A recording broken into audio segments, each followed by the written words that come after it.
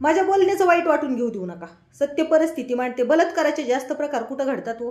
शहरामध्ये जास्त जिथं रहदारी आहे अशा ठिकाणी. आणि कुणावर होतात तर जास्त शिकलेल्याच मुलींवर.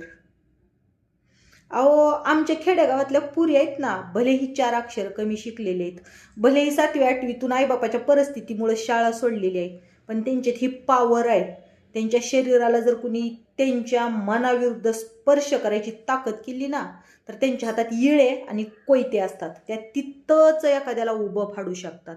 आणि जोपर्यंत प्रत्येक मुलीच्या अंगात ही पॉवर येत नाही, तोपर्यंत आपल्या देशातले बलात्कार कमी होणार नाहीत. कारण ज्या वेळेला तुमच्यावर बलात्कार होतो त्यावेळेला वाचवायला कुणीही तुम्हाला येणार नाही. त्यावेळेला तो प्रकार घडून गेल्यानंतर फक्त त्याचे निषेध करायला जनता आहे.